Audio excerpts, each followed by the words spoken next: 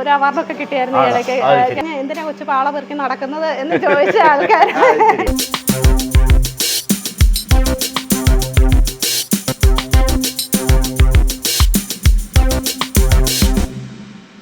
നമസ്കാരം, ഫിനാൻഷ്യൽ ഗൈഡിലേക്ക് സ്വാഗതം. ഞാനിന്നുള്ളത് എൻ്റെ നാട്ടിൽ കോട്ടയത്ത് തിരുവഞ്ചൂരിനടുത്തുള്ള പാം പെറ്റൽസ് ഇക്കോവെയർ എന്ന സ്ഥാപനത്തിലാണ്. കവുങ്ങിൻ പാളകൾ കൊണ്ട് പാത്രങ്ങൾ, ഇവിടെ ഒരുപാട് പാത്രങ്ങൾ ഇരിപ്പുണ്ട്. പല വലിപ്പത്തിലുള്ള കവുങ്ങിൻ പാള പാത്രങ്ങളുണ്ട്. പാത്രങ്ങൾ മാത്രമല്ല, ബൗളുകളുണ്ട്, ഡെസേർട്ടിന് പറ്റിയ ബൗളുകൾ, അങ്ങനെ ഒരുപാട് ഐറ്റംസ് നിർമ്മിക്കുന്ന ഒരു സ്ഥാപനത്തിലാണ്. പാം പെറ്റൽസ് ഇക്കോവെയർ എന്നാണ് സ്ഥാപനത്തിൻ്റെ പേര്. ആതിര എന്നൊരു വനിതാ സംരംഭകയാണ് ഇതിന് പിന്നിലുള്ളത്. നമുക്ക് ആതിരയെ പരിചയപ്പെടാം.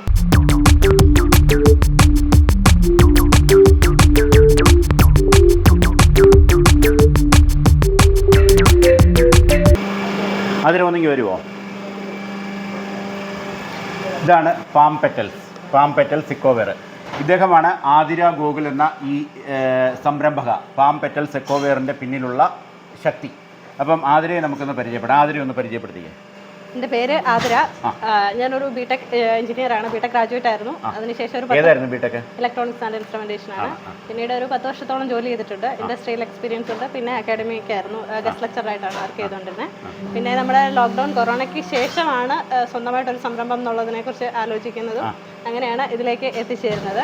ആദ്യം ഞങ്ങളൊരു പേപ്പർ പ്ലേറ്റ് ഉണ്ടാക്കുന്നതിനെ കുറിച്ചിട്ട്, എൻ്റെ ഹസ്ബൻഡ് പേപ്പർ പ്രോഡക്റ്റിൻ്റെ ആ ഒരു ഇൻഡസ്ട്രി, അപ്പം അതിൻ്റെ വർക്കിംഗ് ഒക്കെ, അപ്പം അങ്ങനെ വിചാരിച്ചാണ് ഞങ്ങൾ ആലോചിച്ച് തുടങ്ങിയത്. അപ്പം നമ്മുടെ പ്ലാസ്റ്റിക് ബാൻ ഒന്നും നിലവിലായിട്ടില്ല. അതിൻ്റെ ഒരു ഡിസ്കഷൻ, അപ്പം നമ്മൾ ഇതിൻ്റെ ഒരു ഹോംവർക്ക് നടന്ന സമയത്ത് ആൾക്കാർ പറയുന്നുണ്ടായിരുന്നു, ഇതെങ്ങനെയായാലും ഒരു ഫ്യൂച്ചർ ഇല്ല, ഇതിൽ പ്ലാസ്റ്റിക് കോട്ടിംഗ് ഒക്കെ വരുന്നുണ്ട്, അപ്പം നമുക്കൊരു പ്ലാസ്റ്റിക് ബാൻ വരും, അത് ഉറപ്പാണ്. അപ്പം വേറെ എന്തെങ്കിലും നോക്കുന്നതാണ് നല്ലതെന്ന് കുറച്ച് പേര് നമ്മളൊരു അഡ്വൈസ് കിട്ടുന്നുണ്ടായിരുന്നു. അപ്പം അങ്ങനെ നമ്മളെങ്കിൽ എന്തെങ്കിലും പ്രകൃതിയോടാണെങ്കിൽ നിൽക്കുന്നത് ഒരു എക്കോ ഫ്രണ്ട്ലി പ്രോഡക്റ്റ് എന്നുള്ള രീതിയിൽ പിന്നെയാണ് ആലോചിക്കാൻ തുടങ്ങുന്നത്. അങ്ങനെ പല പ്രോഡക്റ്റിനെ കുറിച്ച് ഞങ്ങൾ ചിന്തിച്ചതിന് ശേഷമാണ് ഇതിലേക്ക് എത്തുന്നത്. ഇപ്പം കൊറോണയ്ക്ക് ശേഷമാണ് തുടങ്ങിയെന്ന് പറഞ്ഞു. കൃത്യമായിട്ട് പറഞ്ഞാൽ എത്ര വർഷമായി നമ്മൾ? ഇപ്പം നമ്മൾ 3 വർഷം കഴിഞ്ഞ് തുടങ്ങിയിട്ട് 2022 ഫെബ്രുവരിയിലാണ് പ്രൊഡക്ഷൻ സ്റ്റാർട്ട് ചെയ്യുന്നത്. അതിന് മുന്നേ തന്നെ പേപ്പർ വർക്കൊക്കെ തുടങ്ങിയിട്ടുണ്ടായിരുന്നു. 2021 ലാസ്റ്റ് ആയപ്പോഴത്തേക്ക് നമ്മളിത് സ്റ്റാർട്ട് ചെയ്യാനായിട്ട് പിന്നെ അതിൻ്റെ ലൈസൻസ്, ബാക്കി ബാങ്ക് ലോൺ, അങ്ങനെ നമ്മൾ ലോൺ എടുത്തിട്ടായിരുന്നു. ഈ പേപ്പർ വർക്കൊക്കെ ഒരു 21 ലാസ്റ്റിൽ തുടങ്ങിയിട്ടുണ്ട്. 22 ഫെബ്രുവരി 2-നാണ് പ്രൊഡക്ഷൻ സ്റ്റാർട്ട് ചെയ്യുന്നത്. ഒരു സംരംഭം തുടങ്ങാൻ ആലോചിച്ചപ്പോൾ ഇങ്ങനെ ഒരു സംരംഭത്തിലേക്ക് വരാനുള്ള ഒരു പ്രേരണാശക്തി ഹസ്ബൻഡ് ഗോകുലാണോ? ഏറെക്കുറെ. അത് മാത്രമെന്ന് പറയാൻ പറ്റത്തില്ല. പിന്നെ മോന് അന്നേരം കുഞ്ഞാണ്, അവന് അപ്പോൾ 1 വയസ്സ് കഴിഞ്ഞിട്ടുണ്ടായിരുന്നുള്ളൂ. ജോലിക്ക് പോകുമ്പോഴത്തേക്ക് ഈ രാവിലെ 9 മണി തൊട്ട് 5 മണി വരെയുള്ള ജോലി സമയം വീട്ടിലെ കാര്യം, ഹസ്ബൻഡ് സൗദിയിലാണ്, നാട്ടിലില്ല. അപ്പോൾ എല്ലാം കൂടെ നമുക്ക് ഒറ്റയ്ക്ക് മാനേജ് ചെയ്യാനുള്ള ഒരു ബുദ്ധിമുട്ട് അപ്പോൾ വരുന്നുണ്ടായിരുന്നു. ഇതാകുമ്പോൾ നമ്മുടെ ടൈം കുറച്ചുകൂടെ ഒന്ന് കൺവീനിയൻ്റ് ആയിട്ട് നമുക്ക് അഡ്ജസ്റ്റ് ചെയ്തെടുക്കാൻ പറ്റുന്നുണ്ട്. സ്വന്തമായിട്ടുള്ള സംരംഭം തുടങ്ങുന്നതാണ് നല്ലതെന്നുള്ളൊരു ഇതിലേക്ക് അങ്ങനെയാണ് എത്തുന്നത്. ഈ ENC ഒക്കെ പഠിച്ച ഒരു ആ രംഗവുമായിട്ട് ബന്ധപ്പെട്ടുള്ള ബിസിനസ്സിലേക്കൊക്കെ തിരിയുമ്പോഴേ ഇങ്ങനെ ഒരു ഇതിലേക്ക് വരാനുള്ളൊരു കാര്യം അങ്ങനെ ചോദിച്ചു കഴിഞ്ഞാൽ എന്താ പറയണ്ടേ, ENC അല്ല ഞാൻ പഠിച്ചത്, ഞാൻ EI ആയിരുന്നു, ഇലക്ട്രോണിക്സ് ആൻഡ് ഇൻസ്ട്രുമെന്റേഷൻ ആണ്. ഇതിൻ്റെ അകത്ത് ഇൻസ്ട്രുമെന്റ്സ് ഒക്കെ വരുന്നുണ്ട്, നമുക്ക് അങ്ങനെ പറയാനാണെങ്കിൽ. നമുക്ക് എന്നാൽ ഇത് ഓരോന്നായിട്ടൊന്ന് പരിചയപ്പെടാം. ഇവിടെ എന്തൊക്കെയാണ് നടക്കുന്നത്, എന്തൊക്കെയാണ് ചെയ്യുന്നത്? ഇപ്പോൾ എത്ര പ്രോഡക്റ്റ് ഉണ്ട് നമുക്ക് മൊത്തം വരുന്ന ഒരു 13 ടൈപ്പാണ്. നമ്മൾ ഡിഫറെൻറ്റ് ടൈപ്സ് ആണ് ചെയ്യുന്നത്. അപ്പോൾ അതിൽ ഒറ്റ ടൈം ഒരു 6-7 ആണ് നമ്മൾ വർക്ക് ചെയ്തുകൊണ്ടിരിക്കുന്നത്. ഓർഡർ വരുന്ന അനുസരിച്ച് നമ്മൾ ഡൈ മാറ്റിയിട്ട് അടിക്കുകയാണ് ചെയ്യുന്നത്. ഇത് എല്ലാത്തിൻ്റെയും ഓരോ പീസാണെന്ന് തോന്നുന്നു.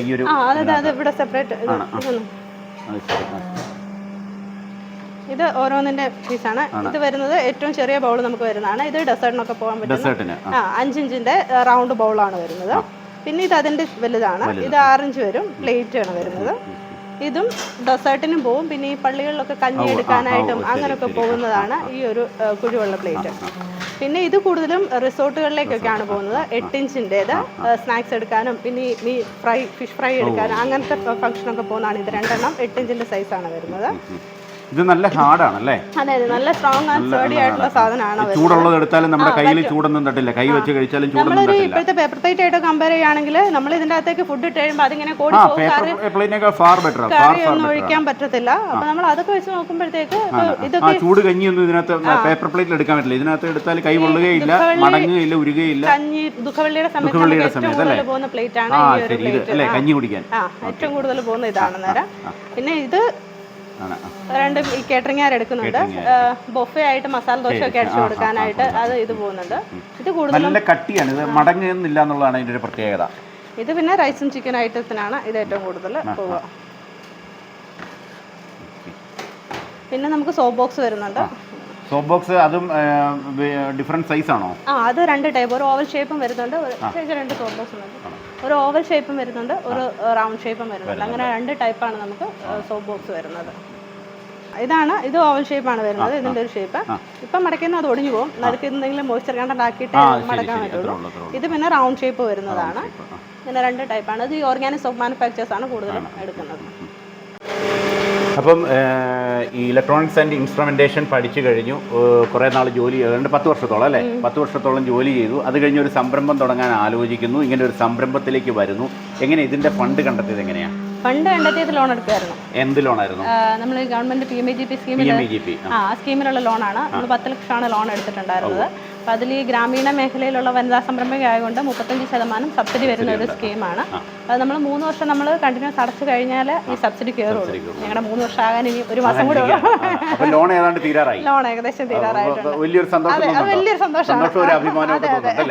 കാരണം നമ്മൾ തുടങ്ങുന്ന സമയത്ത് ഇത് നിന്ന് പോവോ മുന്നോട്ട് പോവോ, അത് ഇടയ്ക്ക് നല്ല സ്ട്രഗിളിംഗ് ആണല്ലോ ഏത് സാധനമായാലും തുടങ്ങി വരുന്നതിൻ്റെ. അപ്പോൾ ഈ ലോൺ അടയ്ക്കാനൊക്കെ ഞങ്ങൾ ശരിക്കും ബുദ്ധിമുട്ടിയ ഒരു കാലം ഉണ്ടായിരുന്നു. ഇപ്പോൾ അത് നോക്കൊന്ന് നമ്മൾ സർവൈവായി ഏകദേശം അതൊന്ന് സെറ്റായി വരുന്നുണ്ട്. നമ്മൾ ഏറ്റവും ചെറിയ സൈസാണ് ഈ വരുന്നത്. ഇത് 3 രൂപയുടെയാണ് വരുന്നത്. 3 രൂപയുടെ ബൗളാണ് ഇത് വരുന്നത്. പിന്നെ ഇത് രണ്ടും ഒരു 3.5-4 റേഞ്ചിലൊക്കെ പോകുന്നുണ്ട്. ഇത് 4.5.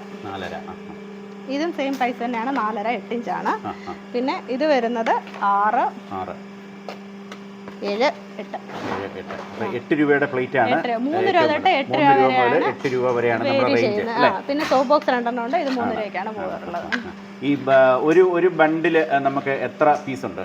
അത് ശരിക്കും കസ്റ്റമറുടെ റിക്വയർമെന്റ് അനുസരിച്ച് നമ്മൾ ചെയ്ത് കൊടുക്കാറുണ്ട്. സാധാരണ നമുക്ക് പോകുന്നത് 100 എണ്ണത്തിന്റെ ഒരു ബണ്ടിലായിട്ടാണ് മിക്കതും തന്നെ പോകുന്നത്. കസ്റ്റമർ റിക്വയർമെന്റ് ഇല്ലെങ്കിൽ നമ്മൾ 100 എണ്ണം വെച്ച് വിടും. അപ്പോൾ അവർ ചിലർ പറയും 50 എണ്ണമായിട്ട് പാക്ക് ചെയ്യണമെന്ന് പറയുകയാണെങ്കിൽ 50 എണ്ണം വെച്ച് പാക്ക് ചെയ്ത് സീൽ ചെയ്ത് നമ്മൾ കൊടുക്കാറുണ്ട്. ഈ ബൾക്ക് ഓർഡർ എടുക്കുന്നവർക്ക് അങ്ങനെ ചെറിയ പ്രൈസ് ഡിസ്കൗണ്ട് ചെറുതായിട്ടൊക്കെ കൊടുക്കാറുണ്ട്. വലിയ ഓർഡർ ഒക്കെ വലിയ ഇപ്പോൾ ഒരു 5000 റേഞ്ചിലൊക്കെ വരികയാണെങ്കിൽ ഇപ്പം നമ്മൾ 6 രൂപയുടെ സാധനം 5.5-നും 5-നും ഒക്കെ കൊടുക്കാറുണ്ട്.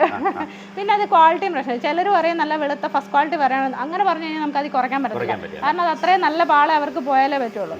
പിന്നെ ക്വാളിറ്റിയിൽ ഇച്ചിരി കോംപ്രമൈസ് ചെയ്യുന്ന ആൾക്കാർക്കാണെങ്കിൽ നമുക്ക് കുറച്ചുകൂടെ കുറയ്ക്കാൻ പറ്റും. ശരി. നമുക്ക് ഏതൊക്കെ ജില്ലകളിൽ ഇപ്പോൾ പാം പെറ്റൽസ് എക്കോവെയറിന് ഏതൊക്കെ ജില്ലകളിൽ സാന്നിധ്യമുണ്ട് പ്ലേറ്റുകൾ? നമ്മൾ കേരളത്തിൽ ഫുള്ള് പോയിട്ടുണ്ട്. പിന്നെ നമുക്ക് നോർത്തേൺ സ്റ്റേറ്റ്സിൽ പോകുന്നുണ്ട്. കർണാടകയിൽ തമിഴ്നാട്ടിലേക്ക് നമുക്ക് കൊടുക്കാൻ പറ്റത്തില്ല, കാരണം അവിടെ ഇതിലും റേറ്റ് കുറച്ച് കിട്ടുന്നുണ്ട്, അങ്ങോട്ടേക്ക് പോകുന്നില്ല. പക്ഷേങ്കിൽ വടക്കോട്ട് പോവുകയാണെങ്കിൽ ബോംബെ പോയിട്ടുണ്ട്, പിന്നെ അവിടെ ഡൽഹി, അങ്ങനെ പുറത്തേക്ക് വടക്കോട്ടുള്ള ജില്ലകളിൽ സ്റ്റേറ്റുകളിൽ പോകുന്നുണ്ട്. വിദേശ മാർക്കറ്റുകളിലേക്ക് നമുക്ക് വിദേശ മാർക്കറ്റുകളിലും 2 തവണ പോയിട്ടുള്ളൂ. അത് UAE-ലായിരുന്നു പോയത്. അതും വലിയ ബൾക്കൊന്നും അല്ല, ഒരു 5000-2000 ആ ഒരു റേഞ്ചിൽ 2-3 തവണ പോയിട്ടുണ്ട്.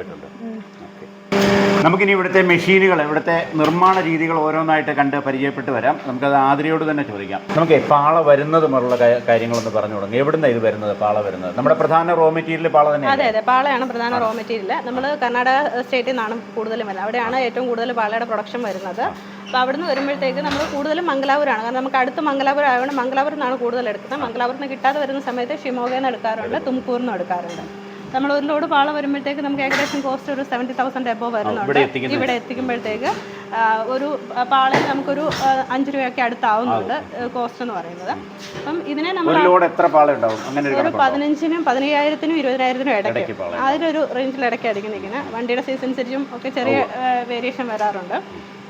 അപ്പോൾ ഇതിങ്ങനെ വന്നു കഴിഞ്ഞാൽ നമ്മൾ ഡ്രൈ ആയിട്ടാണ് സൂക്ഷിക്കുന്നത്. അതിന് ഒരു 1 അവർ അല്ലെങ്കിൽ ഒരു 1.5 മണിക്കൂർ മുന്നേ നമ്മൾ വെള്ളത്തിൽ കുതിർത്തിട്ട് അതൊരു ഫ്ലെക്സിബിൾ ഫോമിലായതിനു ശേഷമാണ് നമ്മൾ പ്രൊഡക്ഷന് പിന്നെ വാഷ് ചെയ്ത് ക്ലീൻ ആക്കിയതിന് ശേഷമാണ് പിന്നെ നമ്മൾ എടുക്കുക. അങ്ങനെ വന്ന് നമ്മൾ ഇട്ടിരിക്കുന്ന പാളകളാണ്. 1.5 മണിക്കൂർ വെള്ളത്തിലിട്ടതാണ്. അതെ, വെള്ളത്തിലിട്ട് കുതിർന്ന പാളയാണത്. അത് കഴിഞ്ഞിട്ട് പിന്നെ അതിൽ ആ വെള്ളം അങ്ങ് ഒഴുകി വരുന്ന വെള്ളം ഒന്ന് കുത്തിച്ചാരി വെച്ചിട്ട് ഈ ഒരു ഫ്ലെക്സിബിൾ ഫോമിലാണ്. തണുപ്പ് മാത്രമേ ഉള്ളൂ ഇപ്പൊ? തണുപ്പല്ല, ഇത് അത് വേണം ആ പരുവത്തിൽ. പിന്നെ ഇതാണ് ഈ ഡയയുടെ ഉള്ളിൽ വെച്ച് കഴിഞ്ഞാൽ ഇതിന്റെ അകത്ത് ഹീറ്ററുണ്ട്. ആ ഹീറ്ററിന്റെ ടെമ്പറേച്ചർ കൊണ്ടിട്ടാണ് ഇത് ഈ ഒരു ഫോമിലേക്ക്. ഇപ്പൊ ഇത് ഈ ലിവറിൽ നമ്മൾ ഇങ്ങനെ ചവിട്ടി കഴിയുമ്പോൾ ഈ ഡൈ മൂവ് ചെയ്ത് ഇങ്ങനെ വന്ന് പിന്നെ ഇതിന്റെ ബ്ലേഡ് ഉണ്ട്. ഈ ബ്ലേഡ് വെച്ച് ഇത് കട്ടായി വരികയാണ്. പിന്നെ ഇതിനകത്ത് ഈ ഹീറ്ററിന്റെ ടെമ്പറേച്ചർ കൊണ്ട് ഇവിടെ ഇരുന്ന് ചൂടായി ആ ഒരു ഷേപ്പിലേക്ക് ആവുകയാണ് ചെയ്യുന്നത്. അപ്പോൾ ഒരു 1 മിനിറ്റോളം നമ്മൾ ഇതിനകത്ത് ഇരുന്ന് കഴിയുമ്പോഴത്തേക്ക് ഇതുപോലെ നല്ല കട്ടിയിൽ ഫ്ലെക്സിബിലിറ്റി എല്ലാം മാറി നല്ല ചൂടോടുകൂടി ഈ സാധനം നമുക്ക് കിട്ടുകയാണ്. നമ്മുടെ ഡെയിലി പ്രൊഡക്ഷനെ ഇവിടെ ഒരു ദിവസം നമുക്ക് എത്രയുണ്ട് നമ്മുടെ പ്രൊഡക്ഷൻ വോളിയം?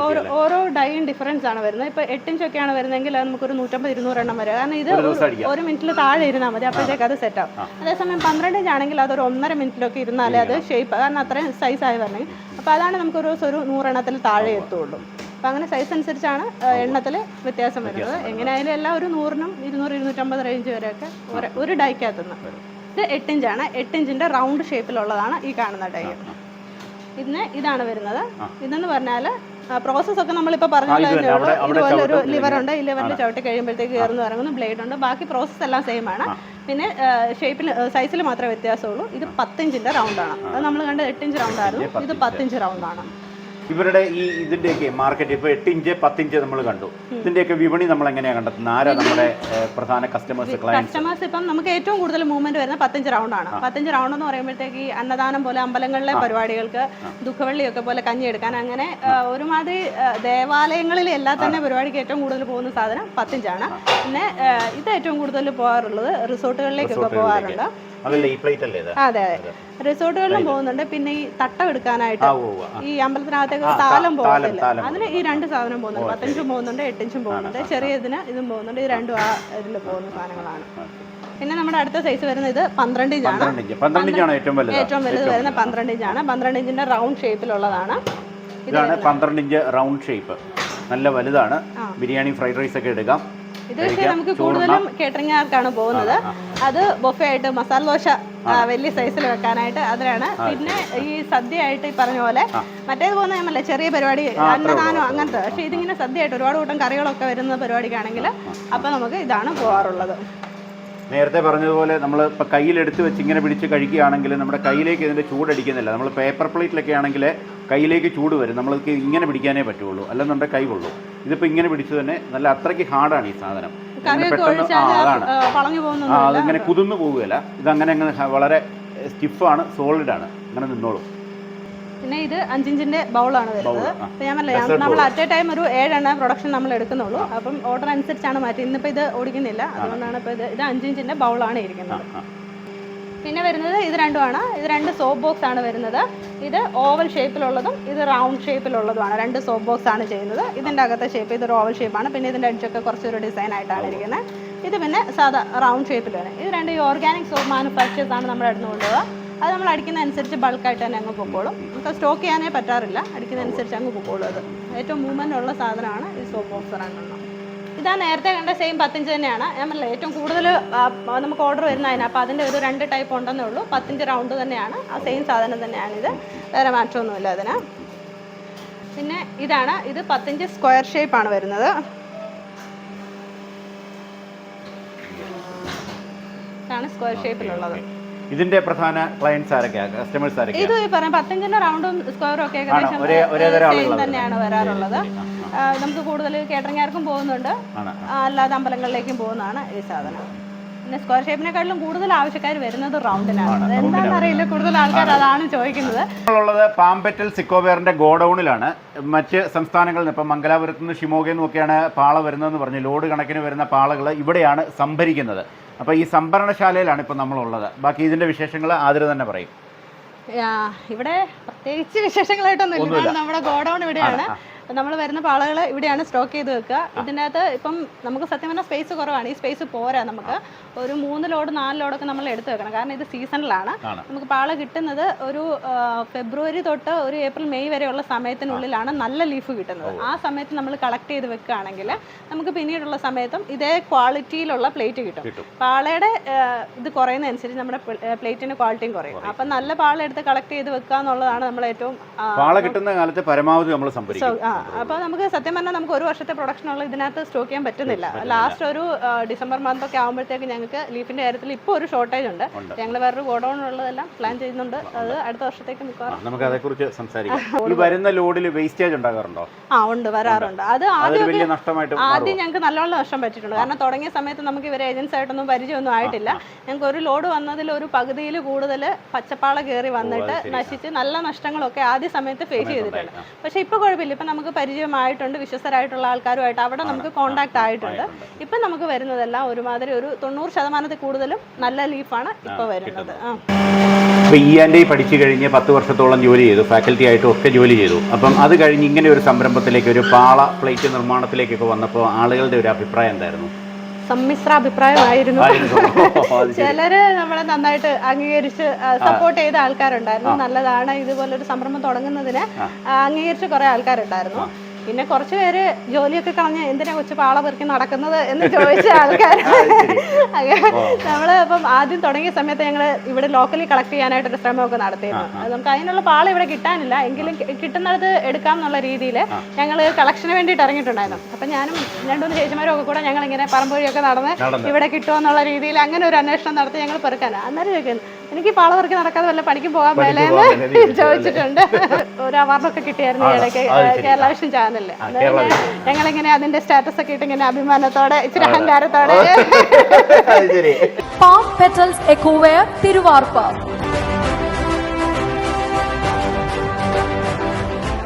ഇപ്പോഴേ ഒരു സംരംഭകയാണ്, ഇപ്പം നിലവിലൊരു സംരംഭകയാണ്.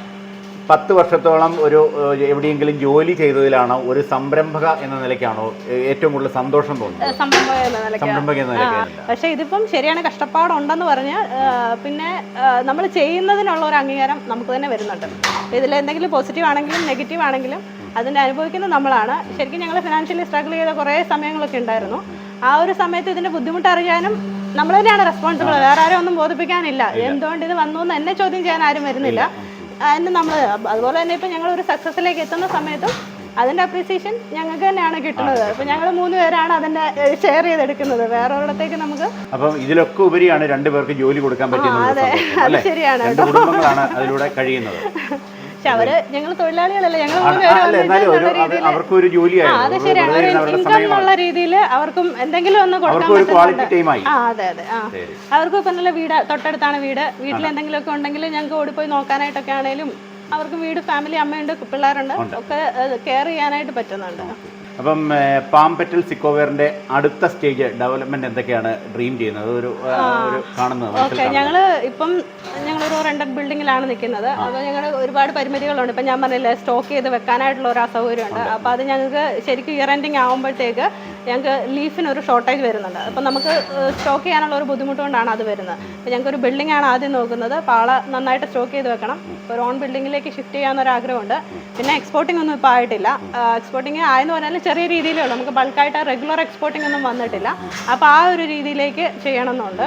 പിന്നെ ഈ പറഞ്ഞ പോലെ പാളയുടെ കളക്ഷൻ ഇപ്പം നമ്മൾ അവിടുന്ന് ഏജന്റുമാർ കളക്ട് ചെയ്ത് തരുവാണ്. അപ്പം നമുക്ക് അവിടെ ഡയറക്റ്റ് അവിടെയുള്ള കർഷകരുണ്ടല്ലോ, പാള കവുങ്ങിൻ്റെ ചെയ്യുന്നവർ, അവരുമായിട്ട് നമുക്ക് ഡീലാക്കി അവിടുന്ന് ഡയറക്റ്റ് എടുക്കാൻ പറ്റും. നമുക്ക് കുറച്ചുകൂടെ റേറ്റ് കുറച്ച് ഇടനിലക്കാരില്ലാതെ ഡയറക്റ്റ് അവരുമായിട്ട് നമ്മൾ തോട്ടം ഇങ്ങനെ ലേലത്തിൽ പിടിച്ച് ചെയ്യത്തില്ലേ, അങ്ങനെ ചെയ്യാൻ പറ്റുവാണെങ്കിൽ നമുക്ക് കുറച്ചുകൂടെ റേറ്റ് കുറഞ്ഞ് അപ്പം നമുക്ക് നമ്മുടെ പ്രൊഡക്റ്റിൻ്റെ റേറ്റും കുറയ്ക്കാൻ പറ്റും. അപ്പോൾ അത് കുറയ്ക്കുന്നതനുസരിച്ച് നമുക്ക് കുറച്ചുകൂടെ ആൾക്കാരിലേക്ക് എത്താൻ പറ്റും. അപ്പം ഇങ്ങനെ 2-3 കാര്യങ്ങളാണ് അവർ അടുത്ത സ്റ്റേജായിട്ട് വിചാരിക്കുന്നത്. പ്രൊഡക്ഷൻ ഇൻക്രീസ് ചെയ്യാനുള്ള ഉണ്ട്.